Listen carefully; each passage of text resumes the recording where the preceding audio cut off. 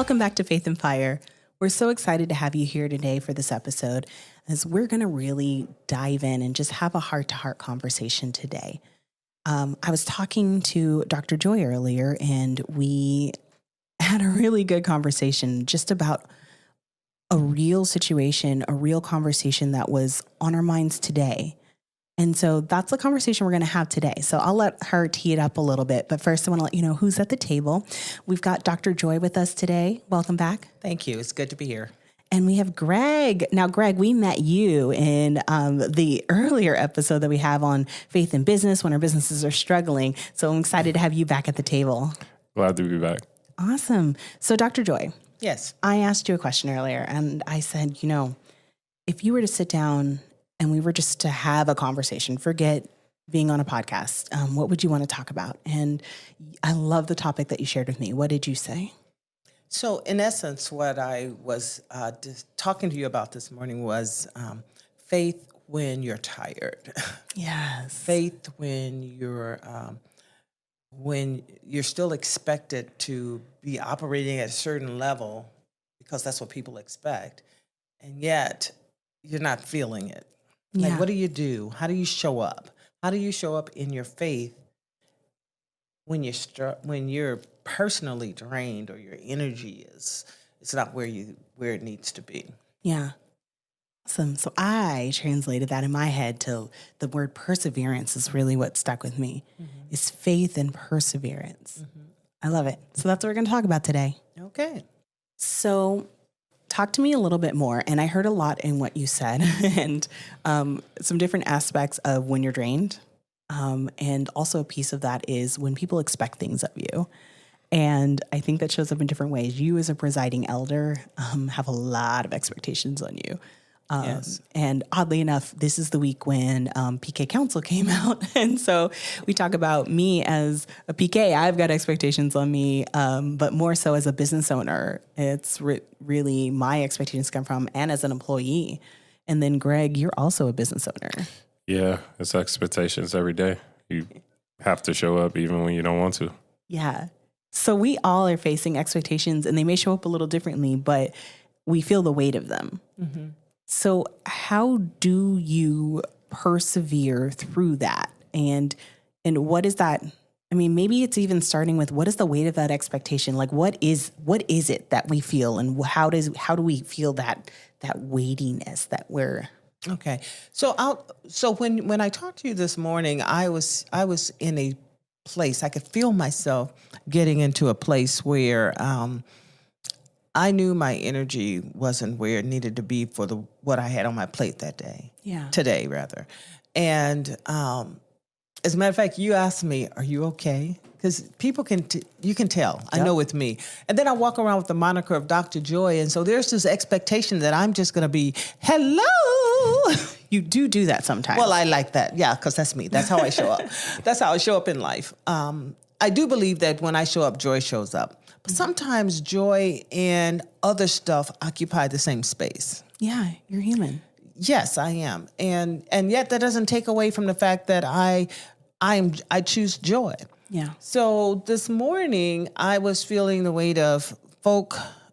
So I know there are a lot of people in my life who are challenged with one thing or another, whether it's financially or things are out of whack. And so they call me. Mm-hmm. Right? They call me and they want something of me. And so what I was sharing with you today is when I don't have it to give. Yes. Right?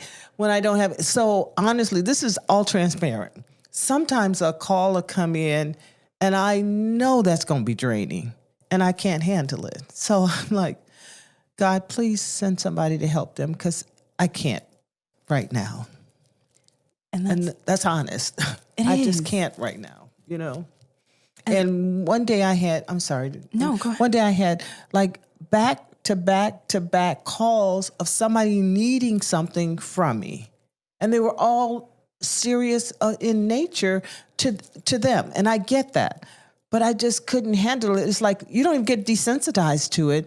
You just get to where your faith collides, because I want to help. And I just can't, because I don't have the energy to help. Who's helping you? That part. See, Greg he said, let's cut straight to the punch. Who's helping you? Part. And so do you know that question is not asked? Not in the ministry. And not of me. Like, there's no expectation, like, who's motivating the motivator? Yeah. And so where it was in my head, where my head started going instantly is like, I feel like I hear that a lot in terms of ministry. Like, I feel like that's how we treat our ministry leaders is like they're an endless fountain. And yes, God continues to pour into them so they can pour into us. But sometimes we expect to just be able to take, and we don't pour back into them. That part. See, you're talking like me. Yeah. So, and it's, and we're supposed to shoulder that and just bear that because after all, you're in the ministry, you got the call, you got the connection to God, blah, blah, blah, blah, blah, blah, blah, blah, blah, blah, blah. Or that's what you get paid to do. And then that's a whole nother conversation. Yeah, let's not go there. So, but what I discovered and what I want to share is that faith, if you are holding on and exercising your faith, the perseverance of that costs something. Yes. And sometimes it costs me physically. Mm-hmm. And the physical cost is what drains me. Sometimes it's a mental cost too, because the weight of what people are going through is heavy. Yeah. And you want to be able to help, but you can't help everybody. Yeah. It's tough.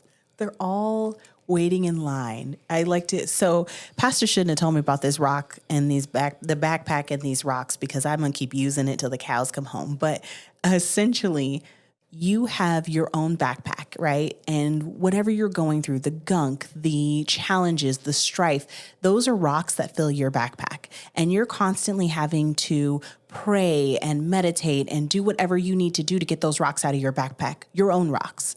And what you just described is a long line of people waiting to give you their rocks to add to your backpack.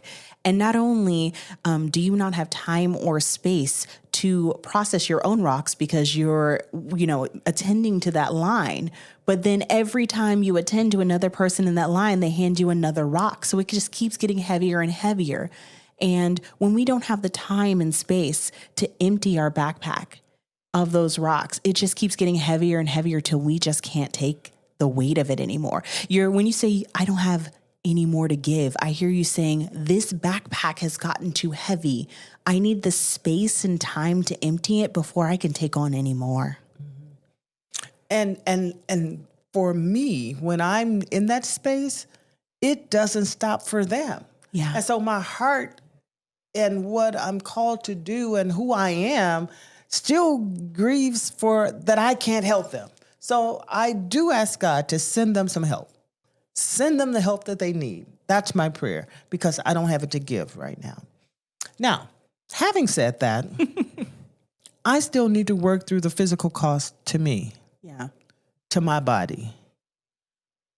I don't have the luxury to go get back in bed and pull the covers up, although that's what I feel like doing sometimes.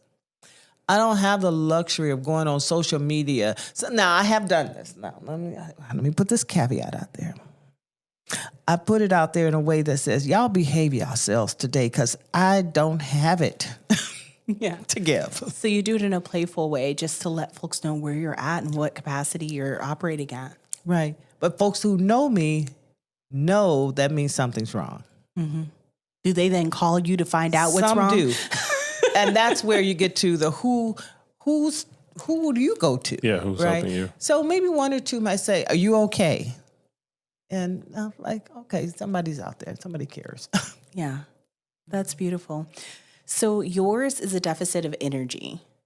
And I know sometimes when I feel it could be a deficit of energy, but sometimes it can be a deficit of other things. Like it's just, I hear that universal trend of just whatever I'm being asked for, I don't have it to give. And sometimes for me, it's emotional capacity. Like I've had a long day at work and I've had to not control myself, but you know how you have to show up a certain way, especially when you're in leadership. Around the people, like your direct reports may need something. Your direct reports they can show up however they want to show up sometimes, and they do. But when you're a leader, you have to kind of pivot it. You have to move it. You have to deal with people's energy, their anger with the project that you're working on. You have to redirect it in a positive way. Like so many different things as a leader that you need to do to be in control of how you're showing up every minute of the day. Sometimes I get to the end of the day and I'm like, I don't have it to give. And today, actually, it's funny because I didn't relate to you at the beginning of the day, but on my way here, I'm sitting there and there's a 5-year-old screaming in the back of my car. And I'm getting text messages with someone talking to me out the side of their neck on my phone. And I was just like, I've had a long day at work. I don't have it to give. And it's interesting because the way I handled it is just like, okay, God, what are we going to do here? Like, I had to tell one, I need you to pause and I can deal this when I'm done. I'm like, okay, I just need you to bring it down, which the 5-year-old obliged. That's not usually what happens. I know God intervened in that situation and says she can't handle all this at once. And so I addressed the one issue on the phone because she was okay. She was just flipping out. and then after I dealt with the issue on my phone, I said, okay, what is the problem? My headrest is too high. Okay, let me show you how to fix that so that you never have to cry about this again and you have the power to fix it. So we sat there and we adjusted. I showed her how to adjust it. I had her do it physically, and then she adjusted it to where she wanted to go. I said, can we go now? She said yes. And we left. And sometimes that's all I can do is just calmly put things in an order and address them one at a time because I just don't have the capacity to deal with all of this right this second. I'm going to need to ask those around me for what I need right now, which is I need you to bring it down 10 notches and I will be with you in a second, ma'am. And sometimes that's all you have. And so it's interesting to hear how it showed up for you. And my story may be different, but it's a similar thing of just, I don't have it to give right now. Mm-hmm. Now, Greg, I saw your face when I was talking about leadership. Is this something that resonates with you? It does. I mean, every day I have to be at the store now with lack of staff. So it's stressful. It's draining mentally and physically. So a lot of my search is for just strength. Just to keep pushing through with everything that I'm going through with my business, to just persevere and have faith. It's just really hard and challenging. Honestly, a lot of days I don't have the faith that I should have, and I don't persevere as much as I do. Like hiding under the covers is something I probably did recently, but I just had to do that just for my own peace. And I just had to take care of whatever didn't get taken care of that day, the next day. And now through the end of the week, I have more energy to give to whoever I need to give it to and to myself. But those are just the lessons that I'm learning as I go through this period of time that I'm experiencing. Yeah. So I hear you saying you took that time to refill. You were like, look, I need a moment to get these rocks out my backpack. So I'm gonna pull the covers right back up so I can start do some unloading of my backpack before I go back to the store and take some more rocks in my backpack. Yeah, that's my way of like shutting down is my way of like kind of, I guess, giving myself time because I have like, text messages and emails and just customers and clients and everything just all at one time. And it gets really overwhelming, but being the only person right now to handle that. Yeah.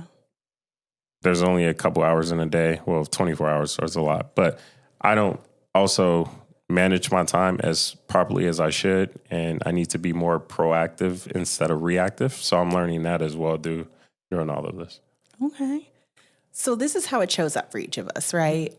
So what do we do when we're in that moment? How do we pull God into that moment with us? And I don't know if pulling him in with us is the right way to say it, but that's why I'm asking the question. How does this collide with our faith? So all of this is great segue into when Greg was saying you're not managing your time. So, in some ways there's, again, some culpability in this. Like yes. I contributed to my situation. 100%. Right. And so for me, it's recognizing that I didn't have boundaries in place. And I just took on, which I do. I take on thinking that I have this plate, but my plate became a platter. Yeah. Right? It's a platter of stuff that I have to deal with now. And because it's a platter, folks be thinking they can put more on it. So here's the thing. I don't ever want anybody to think they can't count on me. Yeah. So it's my responsibility to set the boundaries of what that looks like. You said my favorite word again. Yes. That's what happened today. I said, okay, I know that this is not me. And one of the things that happens when I don't do that is my resistance gets low. When I go, and here, there, everywhere, taking care of this, taking care of that, taking care of that, my resistance gets low. And then I feel it physically. And typically it happens around this time of year where I've been going and I go into the holidays not feeling well. And then on Christmas, which is my favorite time of the year, I'm not feeling well. Yeah. And I said, I'm not doing that this year. But I recognized it today that I haven't set the proper boundaries. Yeah. I've overextended not only myself, but I've allowed people in that don't respect my boundaries. Ooh. Yeah. So I said, okay, got it. So, and I don't know who's going to hear this, but this is a moment of transparency. So I'm mentoring this young lady, and she sent me 35 texts, rapid fire texts last night. And I was like, the first one, okay.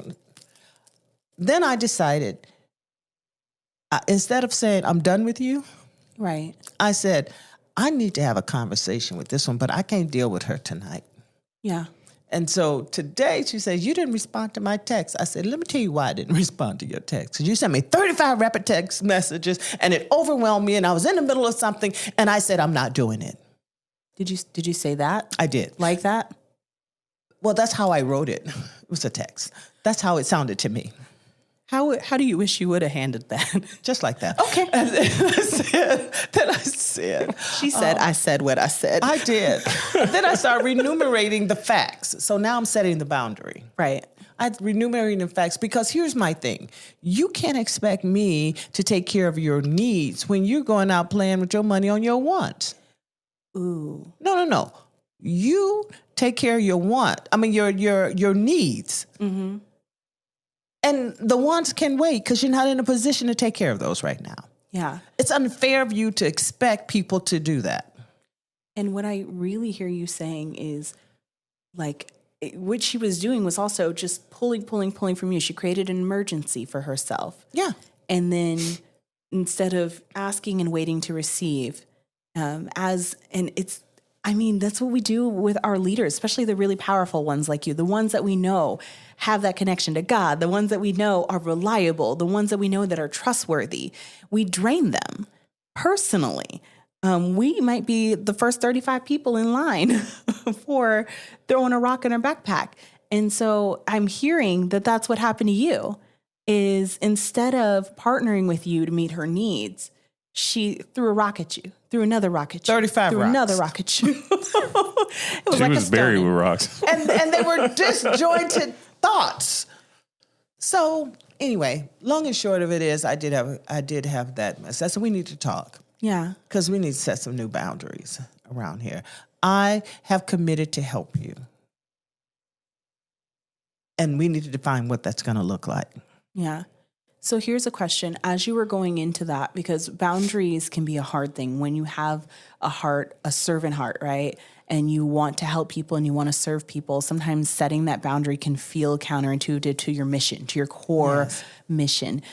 Did you have to pray on it? Did you meditate on it? How did you get to the place where you knew where that boundary was, besides the overwhelm? I wish I could say that I had forethought and intention like that, but I didn't.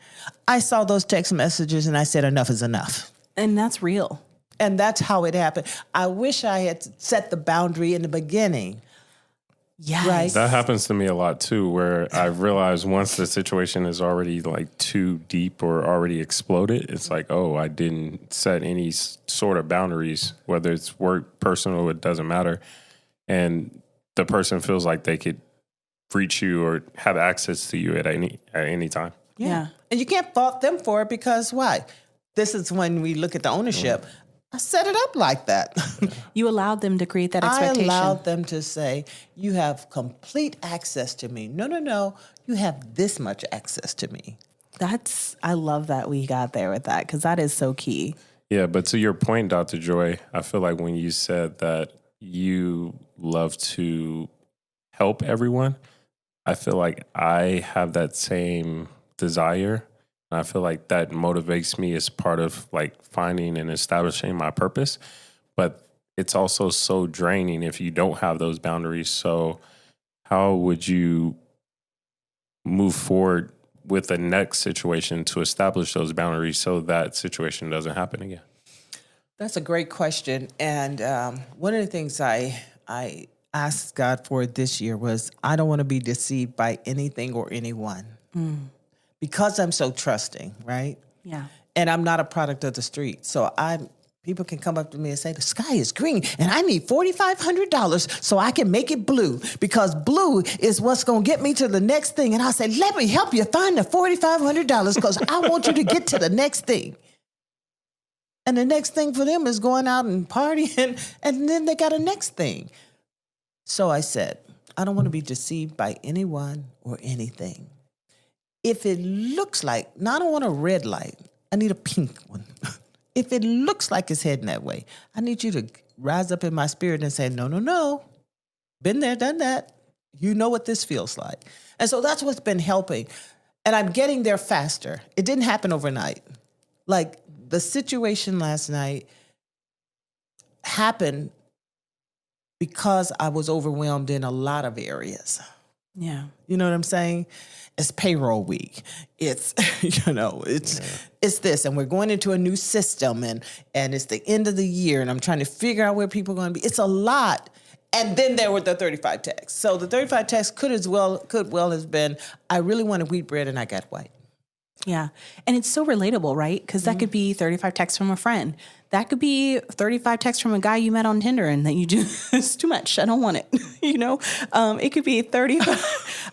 It's such a relatable thing. Yeah. It could be 35 texts from your boss, 35 texts from the coworker.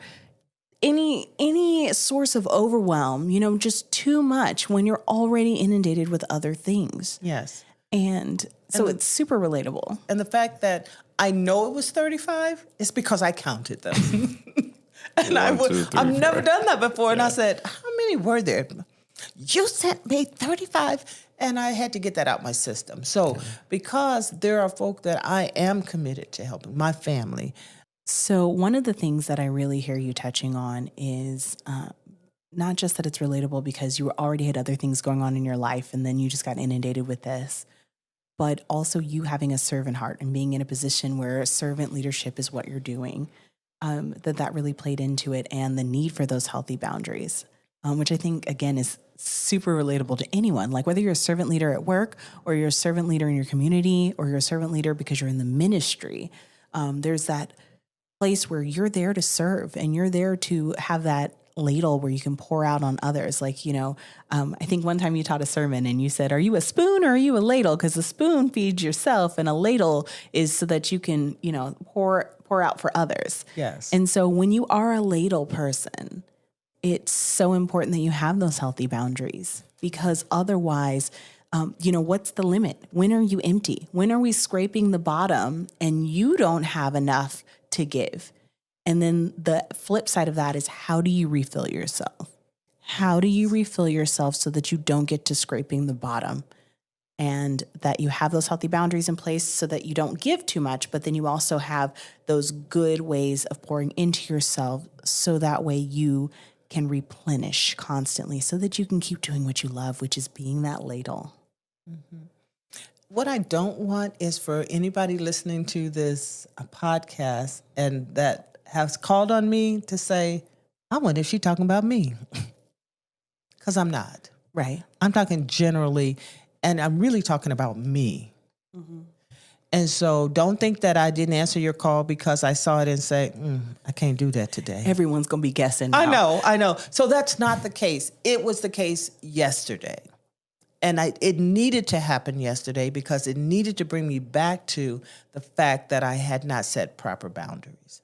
Yeah. So that was a case-by-case basis. Typically, if I don't answer, it's because I can't. Yeah. And I try to circle back around. So I just wanted to go Maybe it's good that they think it's about them and then they'll reach out and say, hey, are you okay? And be respectful of your boundaries. Yeah. Once I set them, yes. Get that But part. this is what's good for me, though, is that I knew where I was this morning is not where I want to be. I can't show up in the world outside of my house like that. Yeah. And so going through, you say, what's the process? The process was I put my music on and I talk to God. I'm like, God, what was that about? What was that about? And then I stop and I try to listen. And it was, you didn't set proper boundaries. And I knew it. I knew it probably 3 months into this relationship. Yeah. So this relationship has been going on for 8, 9 years. That's a lot of years without boundaries. Yeah. But it crescendoed. So the moral of that story is you pay me now, setting good, healthy boundaries, or you pay me more later, having a meltdown. Yeah. And having to set boundaries. Yeah. Either way, you're getting boundaries. So you might as well set them at the beginning. Yeah. Okay. So I hear that you meditated, you prayed, because your meditation is usually to music. That's kind of like your, because it's usually gospel music, right? Mm-hmm. Yeah. Or jazz. Ooh, okay. Yeah. That's nice too. Classical jazz. Yeah.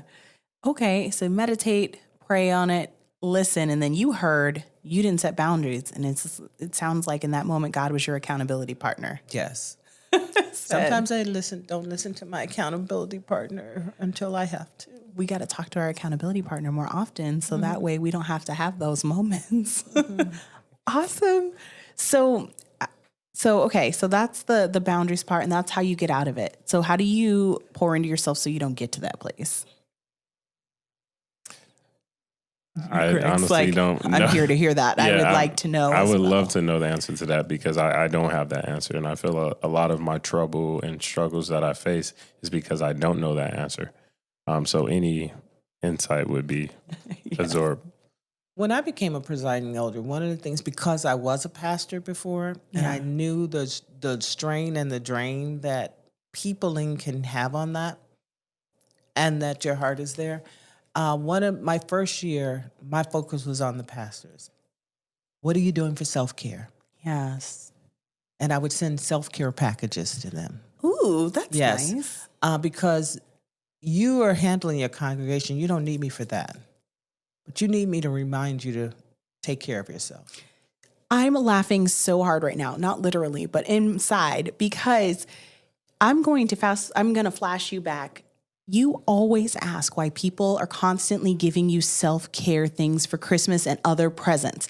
It's because of that right there. You just said it. You do it for your pastors. People see the same thing. They see you pouring into everyone else, and that is their way of saying, I see you pouring into everyone else. How are you taking care of yourself? Let me help you. I get that now. That's beautiful. That is. I hadn't gotten that until you just regurgitated it back to me. You're welcome. And don't be surprised this Christmas. Okay. So 2 times. Well, you sent me flowers. I love the flowers that you sent me. So that's so important that we're taking that time for self-care. I know I've been on a journey myself to kind of I call it reclaiming my time, which is my way of saying not to give it to everyone else and not myself. And so what that looks like for me is I've been intentional about looking at what's taking my time and what are the things that don't require me personally. So in the entrepreneurship community, one of the biggest lessons that I've learned is if you want to generate wealth over your lifetime, whatever, it's so important that your financial well-being is not tied to your labor. Like it can't be a 1-for-1. Like if I spend 2 hours, I get this, right? You have to detach it. So you're making money while you sleep, right? You're making money and in order to do that, you have to separate the success of your business from your personal time. And the way that you start doing that is you identify the things that don't require you. So, and that can work in your personal life or your business life. Mm-hmm. And then those things you outsource. So I realized every Saturday I was going to my venue and I wasn't needed at my venue. But when I go to my venue, I felt very needed because I would find something to do. because while you're in the venue, you're like, I can clean this, or I wasn't cleaning anything, let's be honest. But I was like putting something away or organizing something, or, oh, I can decorate that table while I'm here. And there was always something to do. So I felt like, I'm needed. So one Saturday I just decided, unless I am the one covering the shift, I'm not going to the venue. Didn't I tell you I wasn't needed at all that day or the week after or the week after? So rude. And, and so I started reclaiming, and I was like, oh my gosh, I have Saturday open. I could get my nails done, or I could spend time with my son. There was just all kinds of possibilities opened up just because I looked and said, where am I not needed? And I outsourced that. And that shows up in your personal life. It might be you say, am I such a good cleaner that I'm the only person that can clean my house? If not, can I afford a house cleaner? Am I the only person that can trim these trees? Or can my time be better allocated elsewhere? That kind of a thing is looking at my life and saying, where does my well-being mean more to me than this task? And then outsourcing that task. Mm-hmm. That's how I do it for me. Yeah, I've attached my well-being to my business and to my business success. So when the business isn't successful, my well-being isn't successful. And then I'm just in a mental wreck. Yeah. So I really need to do that, because a lot of those tasks that can be delegated, I feel like I can do them better. I know I can do them better. I can do them quicker. I can do it more efficiently. But to your point, someone else can also do it. So. Yeah. And if you don't ever make that transition, you'll always be in the business. You'll always be working in your business instead of working on your business. Yes. Mm-hmm. It's got to make money while you're sleeping, which means you got to sleep. Otherwise, you might as well go work for somebody. Yeah. Thought about it. You are working for somebody. You working for You Break, I Fix. Yeah. And that's the thing. And so I think as we talk about your overwhelm and what that looks like for you, that might be your path out is, yes, somebody may not do it better than you today, right? But looking at those tasks and almost even putting down what are all the tasks and saying, okay, what are the tasks that if I trained them, gave them time to learn it, they could do it well enough to achieve the purpose, right? And then I'm freed up to go do other things that are of higher value. Because think about it, like client and lead generation, higher value brings in more money. So if you can outsource maybe watching the store and you can go do that, now you're bringing in even more money. And then you eventually get to the point where you can outsource that. And then you go do something else and you make more money. Well, unfortunately, a lot of the client and lead generation is controlled by You Break, I Fix, Assurian. So even better. That's not even a task you need to take on. So you can go to sleep. You can go to sleep and make money while you're sleeping. So in one of the things I want to come back to is when we get ourselves in these binds, mm-hmm. like even using our coping mechanisms. You mentioned, Greg, that you didn't use these terms, but something like that. You're tuning out or hiding out is how you cope. Correct, yes. But when you come back, the problem is bigger. Correct. It's like when you go on PTO and you say, I'm going to relax for 2 weeks. You come back and you're like, oh, now I got 2 weeks worth of work plus the work I would have had. Yeah, right. Instead of jumping into the arena to fight, I sit on the sidelines. Or seeing what is that is not as big as you think it is when it first presents. It's just right? Not wanting to deal with it. That part. Because it does get tiring and overwhelming. But you're always going to have to deal with it. Until you reclaim your time and train somebody. Well, as you guys were talking about that, I said, that's one of the hardest things for an entrepreneur who get into business. Like, you know how it needs to be done. You know what would make it work well. You know what the standard should be. And letting somebody find their way in your space to do the job is one of the hardest things. It's a control thing. Yes. And at the end of the day, who's being controlled? I am. Yeah. So we flip that script a bit, and that it becomes, even though that's hard, it becomes almost life or death. Like, if I don't allow them to, one, they won't ever know. They won't ever grow into the role. Secondly, you'll always be tied to it, and you won't get to separate yourself from your business, your well-being from the success of your business. So I said all that to say that, and I'm talking to me too, is that the letting go part of that doesn't mean you're giving up on the business or you're letting go of the business. It's you look at it from the flip side of that is there are other things in life you want to do, right? Yeah, absolutely. That you won't have time for as long as you're tied in like that. I don't have time for it. Yeah. Right. Currently. So right now though, look at it as I'm righting it wrong. This is tough. I don't want to go through this, but I know how it got here and it won't be on the other side of this. But I've got to go through. I got to get it to where it's on the other side of this. And that's the pay me more later. Oh, wow. What I just heard you say is what Joy said, which is don't give up, give in. Dr. Joy. No, Joy from the other episode. Yeah. Keep me the faith that your business is struggling. Oh, He's like, give her respect. Some respect on her name.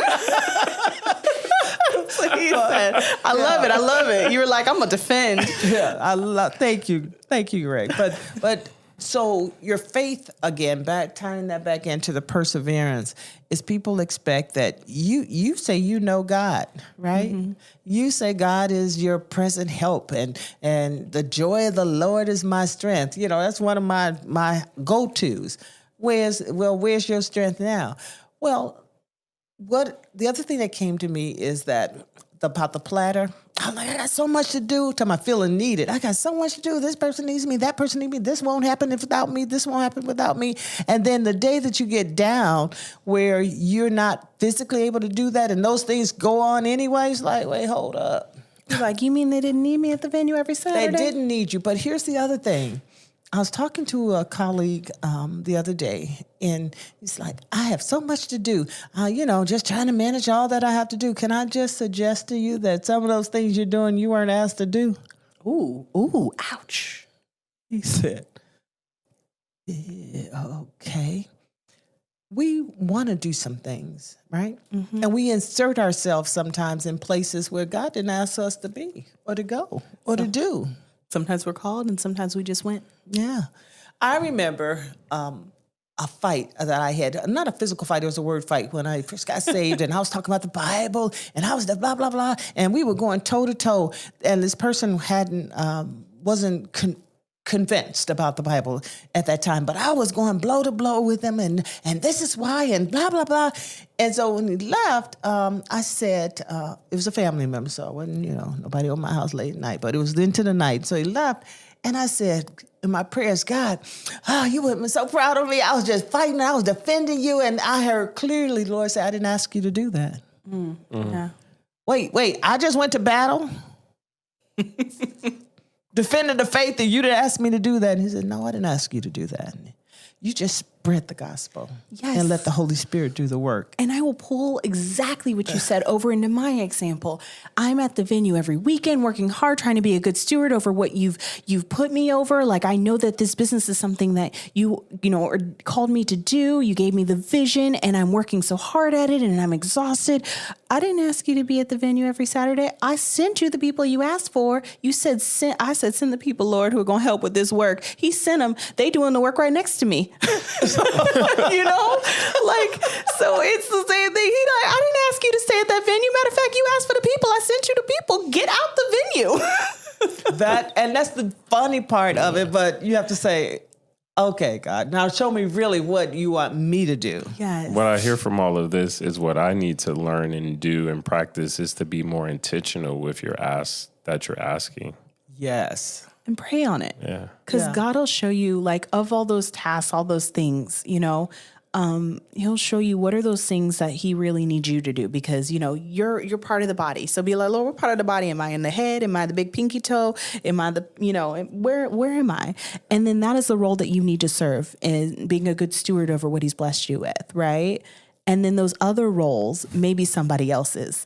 And so you need to get the discernment there of like, what's mine and what's somebody else's. So if I'm the head, I'm not acting like the thigh meat, Mm-hmm. You got to stop with these analogies. Whatever. Welcome to Faith and Fire. But there's so much truth in that. And it goes back to your relationship with God. Your relationship. Do you go to God only in the times when you're struggling or you're faltering, or do you go and in the times when all is well and say, how am I moving in this space? I remember I used to wake up and say, okay, God, who you sending my way today? Who am I supposed to help today? Because people driving down the street and coming to the bridge or the viaduct or whatever they call it here, and you see people on the street begging for money, that would tear at my heart. And I want to just give until God sent me to somebody who explained to me, I make $40,000 a year on the streets. Why would I want a job? I was like, note to self. And that's not everyone, right? That's not everyone. So that's why I had to ask God, who do you want me to help today? Yeah. Because unfortunately, you can't help everyone. You can't help. And God is not asking me to help everyone. If I was the one to help everyone, then what would you get to do? I get to sleep in. No. Oh. Can I put my feet on the table? No. Oh, y'all wrong. Y'all wrong for that. She got this. We're not needed. No, you do, because I'm pulling back. I got this all right. I woke up. You gonna share some of what's on your platter? Right. Is that a promise? Because you just used the analogy of the body. Yes. He didn't ask me to be the whole thing, the central nervous system. Yes. See, okay, I just want to point out that I have this on a recorded audio. You said you are going to pull back and you're not going to take on that whole platter by yourself. And I'm going to take this as you asking me to be your accountability partner, because and I will be your accountability. Yes, is the answer. I will be your accountability partner. And Me too. Did I just jump on a different Power. podcast? Did I just jump on a different podcast? So we will be your accountability partners. And if we are not seeing that happening in the most loving way possible, we will replay back for you, because at the beginning of this, you told us the result of not doing that. And we don't want that for your life. I don't want it either. And my husband doesn't want it. And he's doing his very best to understand my different flows. Yes. How I flow, how I show up. We will support you with this audio whenever you need it, so that you can remember what you're up to, and that you're not going to take on the whole platter, that you're just going to be the head and you're not going to be the thigh meat. Can I be the wing? Chicken wing. Okay, I'm back. Okay, perfect. Yeah. So we talked about a lot of things, and I got a lot of lessons from this. So I'm going to ask that if we were to distill it down to one lesson that you're taking away from this conversation, one drive home point, like someone was skipping through this episode and they skipped to the end and just like, I want to hear the summary. What is that one thing that you would leave people with as they're going forth and trying to persevere in their faith? If you're in the middle of chaos, or what feels like chaos to you, two things. One is there's opportunity in the chaos. And the second is there's another side to the chaos. Ooh, another side. Tell me more about this other side. That once you do all the things we were talking about, peel away those things, the other side of the chaos is peace. Like Stranger Things, like the Upside Down? I don't think you said peace. He said upside down. I think those are different things, but I get what we're saying here. Mm-hmm. Okay. But you got to go through. Yes. You got to, the murkiness of the chaos has opportunity, and you will get through it. Well, that's beautiful. That might be a clip. Okay. So I think the thing that I'm taking away is, I think really listening and including God in it, right? And before you get to your meltdown moment, and just stopping to hear. I mean, I know it happened to me, but I feel like I'm just processing it as I talk through it, which is what I do often on Faith and Fire about the venue. And it's a great example of things that I do in my life is I take on all this stuff and I'm like, I got to hold it because no one's going to love my baby like I do. And sometimes I actually have a team that does love my baby like I do. And so when you pray to God and ask him to send something and he sends it, you got to let that be. And that's what I'm taking away is you gotta listen. If I asked him to send the workers and he sends the worker, I gotta let it go and let who God sent do what he sent them to do. Your face is amazing right now. What are you thinking? To be intentional about setting boundaries. Uh-huh. And if you have the boundaries set when the chaos does happen, you can persevere and continue to have faith as long as you ask God and your ask to God is intentional and you know what you want. Yeah. That's what I got away from it. Nice. Oh my goodness. Y'all, this is a good conversation, and I appreciate that it was real. It was a real example. It was something that happened in the space that we were in today. And I don't know about you, but I feel like a little bit lighter walking away from the table, and like I've got some real path forward in terms of how to move things in my life and persevere a little bit further. Mm-hmm. So hopefully each of you at home also got a sense of how you can persevere through whatever you may be going through. I appreciate you for joining us today on Faith and Fire as we have this conversation. Join in on the conversation, like, comment, let us know what you think. Does this resonate with you, and how do you persevere? If you enjoy this, be sure to follow us so that you can get more content on Faith and Fire. We'll see you in the next episode.